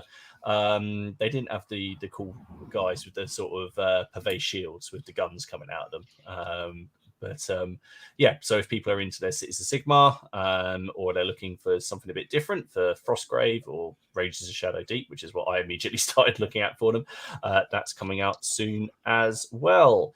Right, Dom, over to you. Well, as Benjamin, the Danish military at the time consisted of an answering machine saying "We surrender" in Russian. It was actually suggested by a politician. There you go. Oh well. So what did I see? There's a few things I picked up on. So Empress have got this 28mm British anti-tank gun. Just looks amazing. Nice. Really lovely sculpt. Oh wow. They do such lovely stuff, don't they? I got the Arnhem stuff, so I've got You've got that model basically. Yeah. The Paras version of it. Yeah. It's the same model, isn't it? I think. And then the Dragons has popped in. Is it smaller? Is it not a smaller gun? Yeah, it probably is actually, because it's a 6-pounder, isn't it, with the Arnhem thing? I think. Where's that? 7? I don't know what that one was. I can't remember now. But yeah, nice model. And then they've also got some more Paul Hicks work. This is some for the Russian Civil War. I think these are Ukrainians. Yeah, they've got a whole load of them coming out. There's quite a few packs of those, isn't there? Yeah, which look really good. I mean, that's another period that I'm fascinated by, and I have got some 20mm figures for it, but haven't played for years and years and years. But they do look very, very good. Very good indeed. Look away, Steve. These are new Badgers and Boroughs figures coming to a Kickstarter fairly soon. Now, he was talking about, Michael was talking about he was sculpting a whole load of things, most of which he binned. But these are definitely going in the next Kickstarter. So you've got a heavily armored mole, a hare, a newt, a hen harrier, a long-haired owl, and a mercenary shrew. I mean, who doesn't want them in your force? Eh? I will admit, I do enjoy painting the Boroughs and Badgers' hair. There's just something about them. They always I think it's always flashbacks to Watership Down or something. It just gives me the absolute heebie-jeebies because of it. But no, they're sensational figures all the time. Is one tough looking hair. Yeah, that's seriously good, aren't they? It seems to be shit, hasn't it? I mean, the double earrings. Yeah. Oh, yeah. It's got attitude, that hair. Definitely got attitude. And then also War Bases had a whole load of new buildings. 28mm MDF, obviously, from the Northern European Theatre. I won't go into the joke there. Everyone was running with that house. But there you go. That's that. And also, Bolt Action seems to have had a real sort of... I don't know, resurgence lately of new supplements and books. There's another one coming out. Oh yes, the end of the month, I think. Ukraine, isn't it? Yeah. So this is Caucasus and North Caucasus and Eastern Ukraine, securing with the Germans trying to secure the oil fields. The Italian Alpini figures, beautiful. Yeah, it's a nice figure. They do look nice. So that one you can buy, and if you buy from them direct, you get that special Alpini figure, which is good. I love that. In fact, I've just had the most recent book turn up, and I haven't played Bolt Action for probably about a year and a half, 2 years, But I just love the books. They're just such good reads. They're really good. So Do you know what they're good for? Even if you're not playing bolt action, they're good if you're playing another game because they give the context or like the campaign structure. It's pretty good. Precisely. Yeah. Completely agree. It just worked really, really well for that. So, yeah, that's what I saw. Really, really good. Oh, it's quite a lot. There is definitely quite a lot coming out. Mercenary Shrew is my thrash. That's bang. a great thrash battle name. Absolutely, that's a great name. Jimmy Two Shoes says, sorry, I was deleting the other one. What is the main terrain people use for medieval wargaming at 28 mil? Hedges. Fields. Hedges, fields. If you know, a couple of just like medieval cottages sprinkle across there. I can't really think what else we use. I'm sure we do. I do a lot of it. I just tend to use lots of couple of buildings. You have a couple of the Perrys on there. They have the Renedra. Is it medieval buildings, or I can't remember what they call medieval house you can get, which is quite a nice little model to put in. Then put some wicker fences around it to make it a little sort of built up area. Sort of like Benjamin's response. I mean, yeah, that's sort of, it's like building up little plots or the odd chapel or church. Churches are good, aren't they? Mm. Yeah, and that's it. Or if you go and do the border wars, you can have all the nice terrain from Sarisa to decorate things with. I mean, that's the thing. You can. It's tempting as it is, though, to always put like in Dark Age gaming to put like a hill fort on the table. Leslie's got a good one there. Marshes. I need to use marshes a little bit more for. Yeah, it's funny I don't put them in medieval games very often, but you should do because they were fairly common, weren't they? So yeah. Especially around here. Especially where Richard III's involved. So. Well, yeah, just don't go into the marsh. Put your visor down and don't go into the marsh. This should be wargaming, well, not just wargaming, military 101. Don't go in the marsh. Keep your visor down. Yeah. Absolutely. Someone put tufts and lots of them. Ashiro are doing some. They're doing some nice resin buildings at the moment. They're quite good. So yeah, really cool. Absolutely. Right then. Well, Iain, there's been a number of questions that have come up. Cool. And not all of them, I don't think, are when are we getting this flag? When are we getting this flag? So let's. Hang on a second.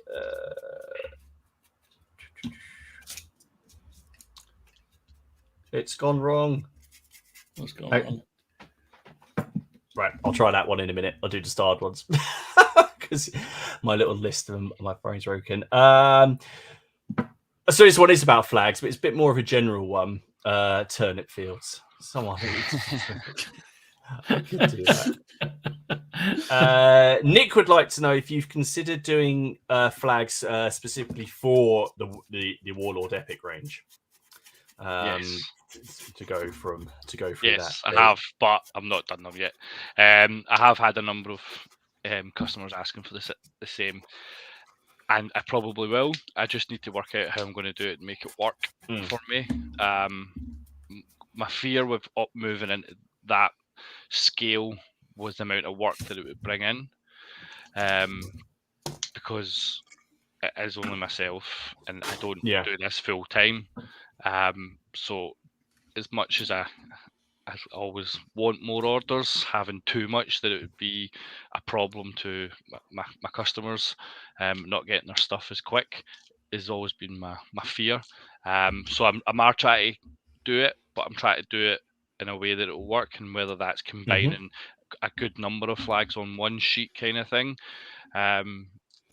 It's something I'm definitely going to be doing. So I think I was recently looking at doing it with the American Civil War stuff first, then move on to the English Civil War and the Napoleonics.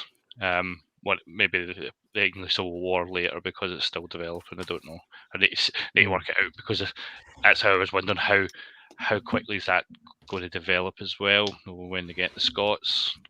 Do 30 Years' War as well. So It is something I'm looking at, but I'm not. Yes, you do. Ian. You do 30-year war. That's the answer. It kind of leads into what Paul said online, which has now decided to work. Which is, have you ever thought of resizing your flags to smaller scales, particularly 15 and 18? I guess he's talking about just getting the ones you've got and just shrinking them. I'm guessing. Yeah, there is and there isn't. It's if you just shrink them, if you imagine if you shrink them, everything goes, and that includes the centerpiece. Yeah.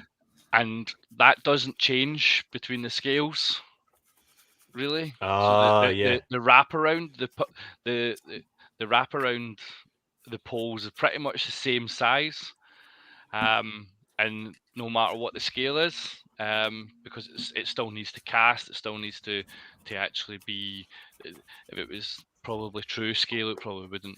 It just break straight away. So it's just resizing them, but there's also a bit of work involved to do it. So okay, thought about that. Never crossed my mind. That's really interesting. No, but it's a good point. Yeah, yeah.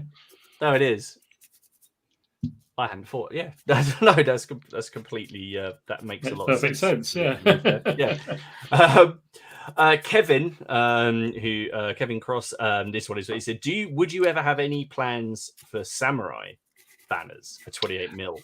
I seen this question and I wasn't sure how I would be able to do it, because the figures all ultimately come with a lot of the banners already attached to them or attached to a pole. And I know people who do the transfers for them. Yes. So I'm never too sure how I would do the banners is the problem. It's not something I've really looked into, because if I look at them, and I've painted samurais in the past, and I've never ever thought I could make my own flags for these. I've always kind of just went, well. Yeah. I've done quite a lot of samurai as well, and they've all pre-molded. I've never used a flag set. It's always been I ordered transfers. I think were they from Steel Fist, the transfers? I know the samurai. Yeah, they did. They definitely do their own to fit their models. That's for sure. Yeah. So it was one of those questions. Yeah, I've never ever really spent time thinking too much about it, because I looked at it and went, well, it's not really going to suit paper flags ultimately, and I don't do it. I used to do transfers, but I stopped doing them because of the process. It's too much work involved. And that sounds bad, because I'm not work shy. It's that whole detrimental factor. If I can't get the orders out quick enough, it's not good on me as a business, and I don't want to be that person. No, that's fair enough as well, because ultimately it's thinking about the rest of your customer base as well. And if it's just based around one thing, then it's not going to work, is it?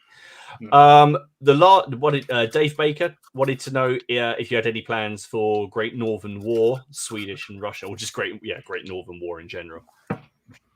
Yeah, I have. I've always been tempted to just go and do it, but I've just never done it. Something else. I'm like a goldfish with the flags. Something comes along and I just go away, and I'll start doing something completely different.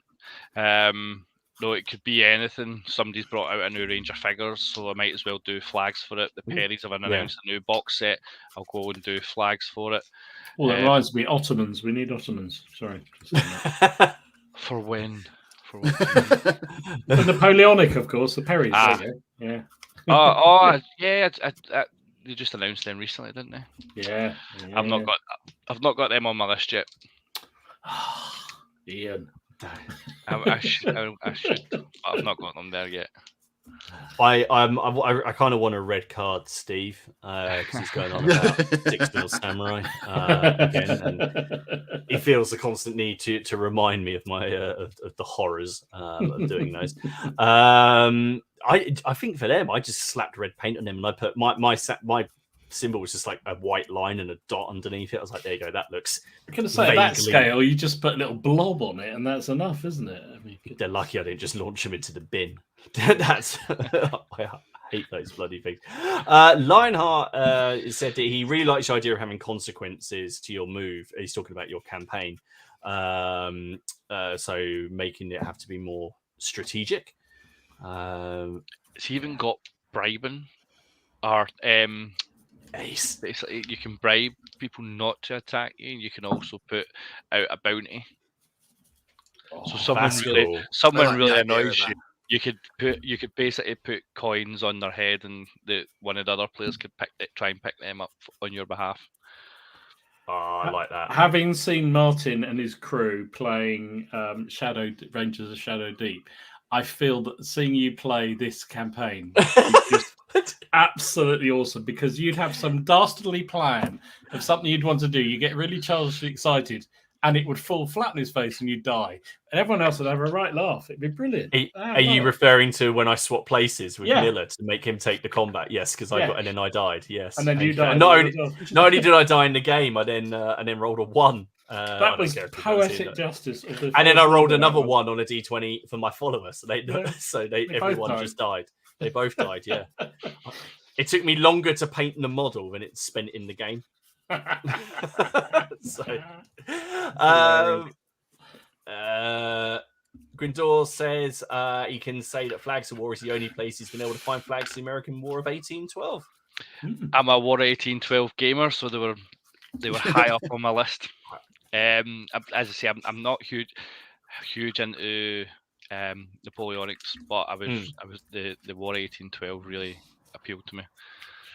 So how much of these I think I know the answer, but the flags are dictated by people's requests or your personal feeling of what you want? Most of it's personal feeling, because I kind of draw out all the stuff that I want. My list is huge. But there also has to be, it's that way that you have to have a vested it's not a vested interest, but it has to pique my interest to want to actually do it. So it's like commission war painters. If you were to give them figures that they completely hate, you're not going to get the best out of them. So the people have asked for periods, and they could be the most obscure periods, and I'm like, oh, I'm not too. It just doesn't float my boat, and I'm not kind of taken on by it. But if somebody's coming along and asking for something, I'm always willing to do it, especially if people are wanting specific units and there's a reason for it. So when I've been looking at doing War of the Roses is one of the ones I want to do. So I've been asking Martin, tell me the top 10 guys on both sides. I found that really hard. I said away. I think I thought about that. I thought about that a little bit too long. And I was like, right, I hate Tudor, so I can't say, but no. I thought about. I was going to say, you should not be asked that question, because you are so biased. It's ridiculous. You're going to choose. But yeah, no, like, why are they all Yorkists? What happened to the other side? I gave a very, very rounded list, I think. I've got that list saved, and it's part of my plan to do the research on it to get what I need for that. I think like you just said, you've got to have an interest in it. I can't imagine working on something that I've got no interest in. I think I would it would be a complete and a total waste of time for me. It's all about fitting it in as well. So I've got a busy family life, got a busy hobby life, and then it's most times I'm working and then doing orders. So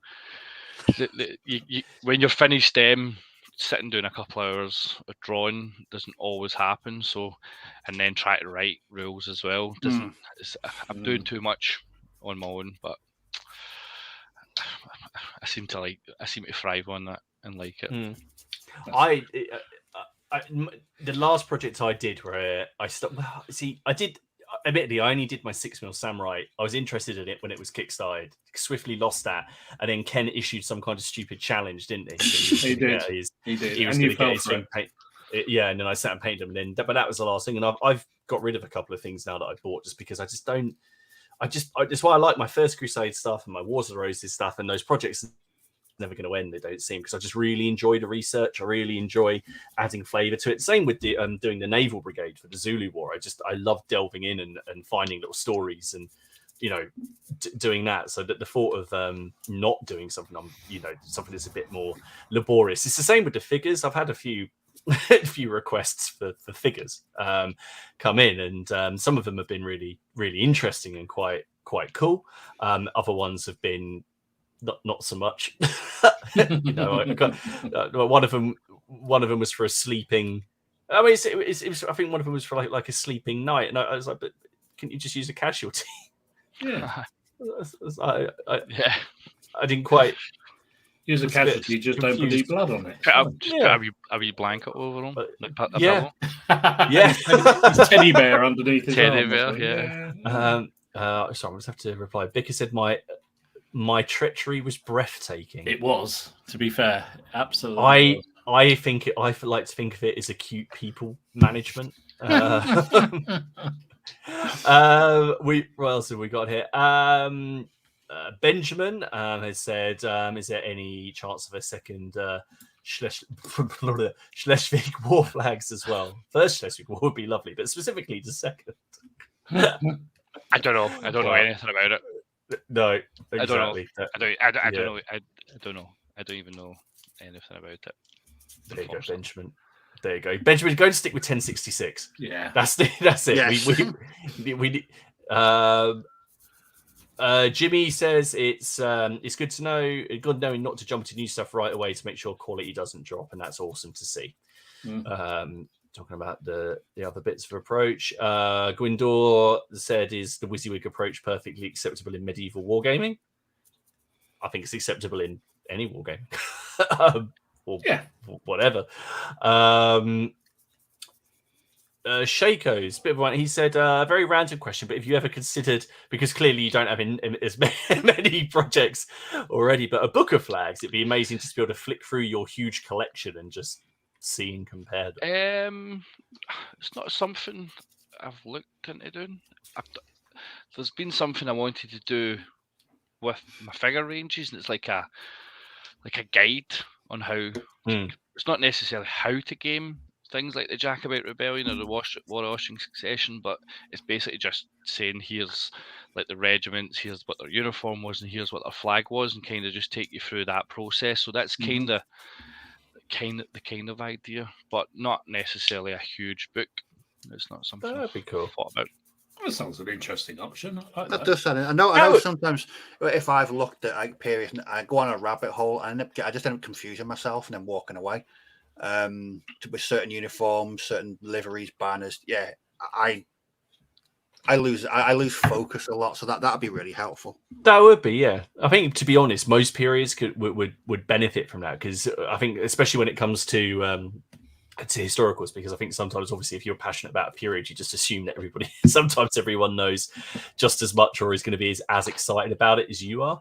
I was thinking about Napoleonic series. Do you remember when Ken was getting into Napoleonics? He essentially just kept on rigging us up saying, "What do I do?" Yeah, where do I start? Yeah, that's really interesting. I think, as particularly for the less well-known conflicts, well, even for the well-known ones, it's useful. But particularly for the less well-known ones, that kind of thing is really helpful, I think. Anyway. Paul said it's not a question, but he wants to say thanks for the service with his Monmouth flags, and he's chuffed you've done the German Peasants' War as well. I enjoyed doing those ones, the German peasant ones, but that was spurred on by the Steel Fist releasing their figures. I was just like, oh, they're awesome. I need flags for them. It was one of those I'd wanted to do it for some time, and the minute they when I seen those figures, I was like, yeah, I need to do that. Oh, very, very cool. Ian has just popped in. He says hello from Melbourne. The sun is coming up. How you doing? No. Our sun has gone down, and I think, it's rain. It's raining in the east. Oh, lovely. Yeah, no, it's unpleasant. And Dig Up, he's got a good one. He says, how about some made-up banners for burrows and badges?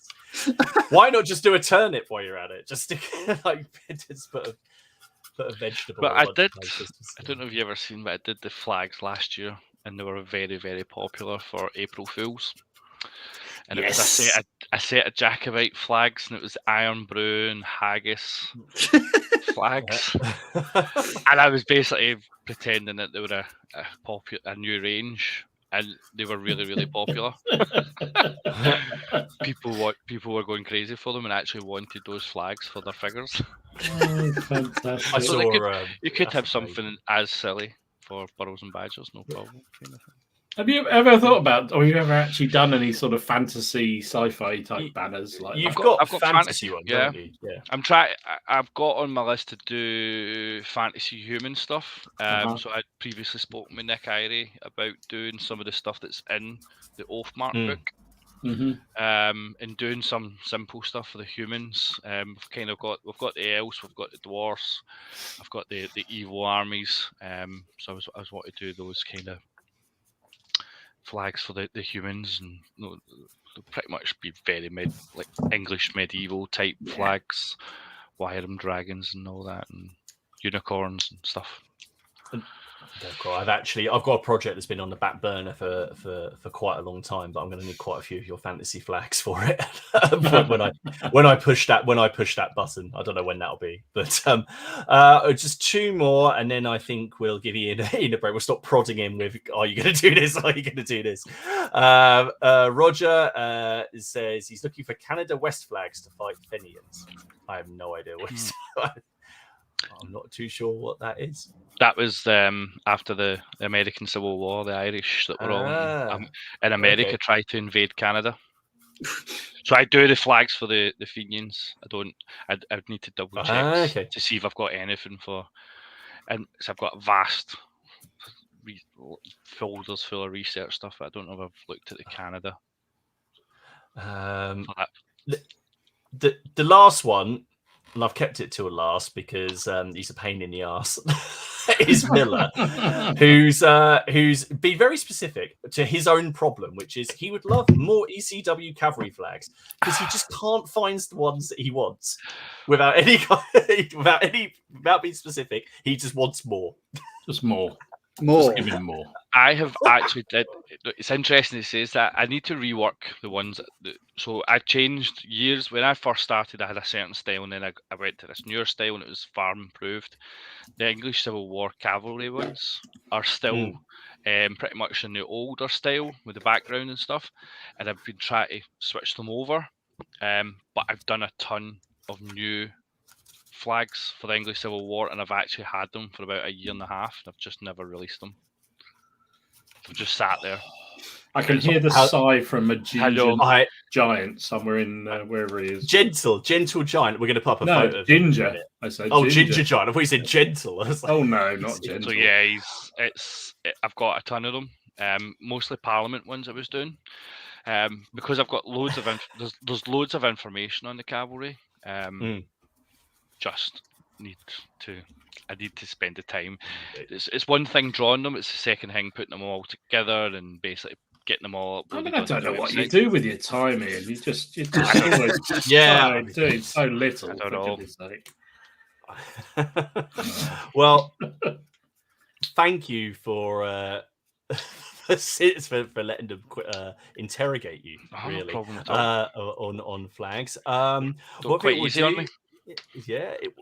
To be fair, I watched the last episode back, and I think there was a good 15 minutes. There was just a list of 15 minutes worth of flags, so it's probably still go through that.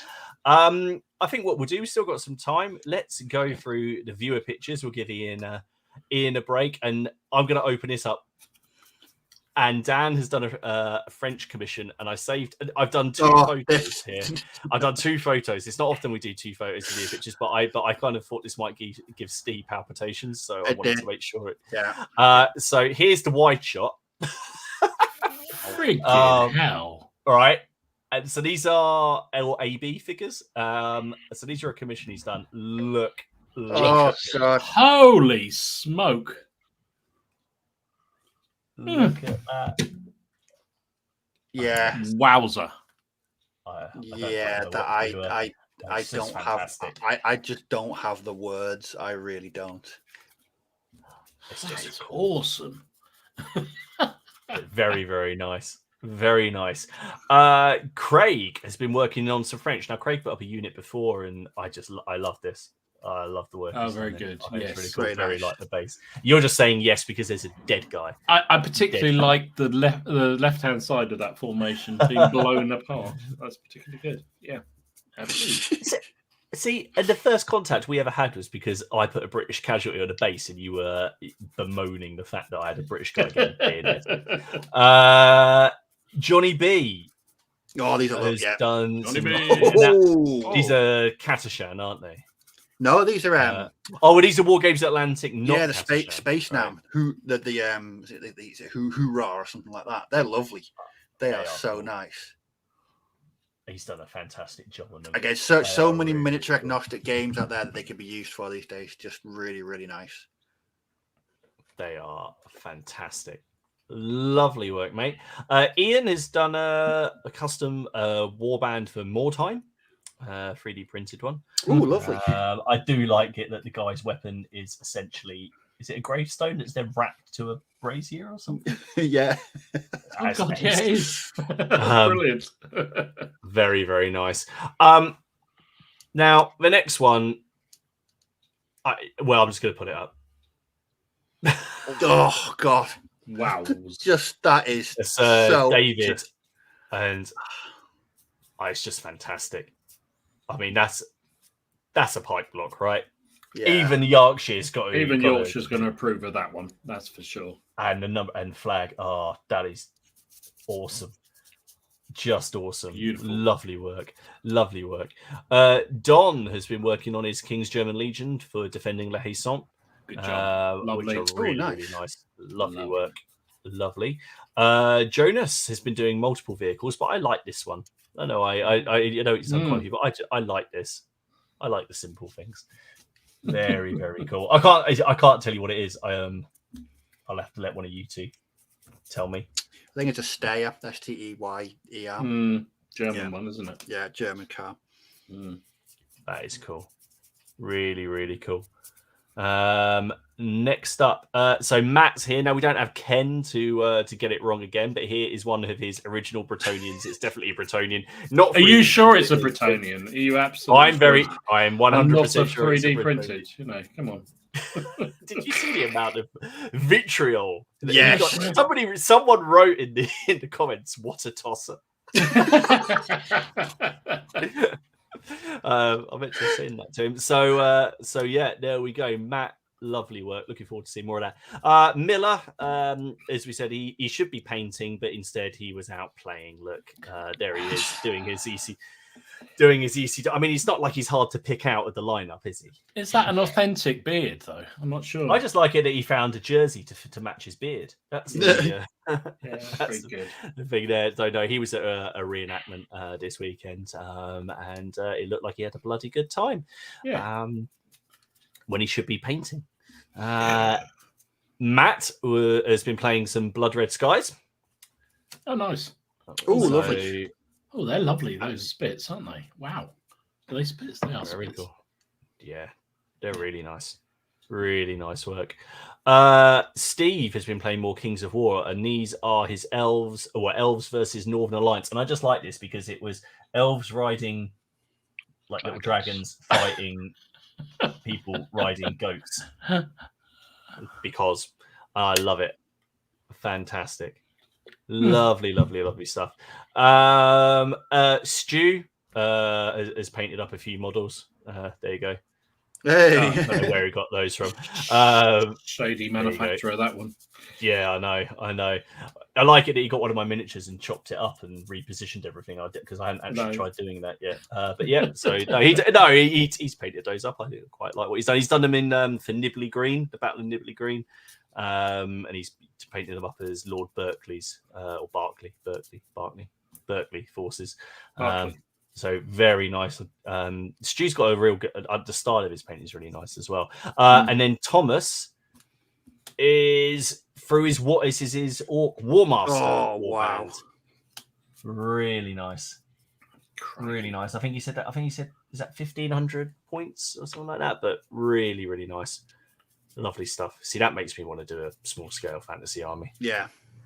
What's the guy on the stones? Is he like a shaman or something? Yeah, I think so. See him at the back. Oh no, the back. Oh yes. Oh wow, yeah. On top of like a plinth. Yeah, he's on like a big obelisk or something. He merged. I thought that was part of the background. That's awesome. That is lovely. Yeah, it must be. I think he might have some more photos up in the group, but if not, Thomas, if you're watching this, I can put up some photos of the individual units. I'd love to see them. And that's it. Now, obviously, as always, you don't have time to go through every single photo that goes on there, but there are loads of photos up in the group. Remember to post up your progress, and we will put them up to share. There's links to the Facebook group down below. There's also links to Iain's website. For Flags War, so if you want to check out and see where all these flags we've been talking about and the Jacobite stuff and the War of Austrian Succession and the Border Wars just follow that link down below and check all of that out. And you'll also find links to our channels. And remember to, if you we are sponsored by Boards and Swords, so if you use the code PCP5 when you're checking out over there, then you will receive another 5% off your order. Whose week is it next week? Is it Ken? It's Ken. If we don't have a topic. If he's allowed out, yeah. It could be housework I've known or something like that. It's still TBC, like Matthew says. His attendance is to be confirmed. Never mind the. Oh yes, yes, TBC. Yes. Yeah. Ken TBC. So we should be on Ken's channel. So with a topic. But watch this space, because if there's a last minute change, then. Can we just confirm can we confirm what Ken's channel's actually called these days? 3D Wargamer. It's 3D Wargamer. Unless he's changed it in the meantime. He's changed his Facebook group to the right name now because he couldn't work out why no one was joining his group. It's because he put the wrong name. That almost finished me off. I was close to having some kind of palpitation attack with him trying to work out why no one had joined his Facebook group. Oh God! That was a thing of beauty. It's amazing. Iain, thank you so much for taking the time to hang out with us tonight. Perfect. Thank you very much. It's been awesome. So guys, once again, thank you for coming along. We hope you enjoyed it. I'm going to put up this picture because Dom left it on here. This is Dom's turnips model. The best turnip model you will see. I think you should enter that. Can you take that to TurnipCon? He could is there a painting competition? Can he in all fairness, I think it's rained since then, so it's probably spread all over the floor. But anyway, you just left it in the back garden? Yeah, just left it there. I thought I'd see how long Elaine would take to realise it was there. Fantastic. Guys, once again, thank you very much for joining us. We will see you over on Ken's channel, hopefully. Next week. So we'll see you all again soon. Bye-bye. See everyone. Bye. Bye.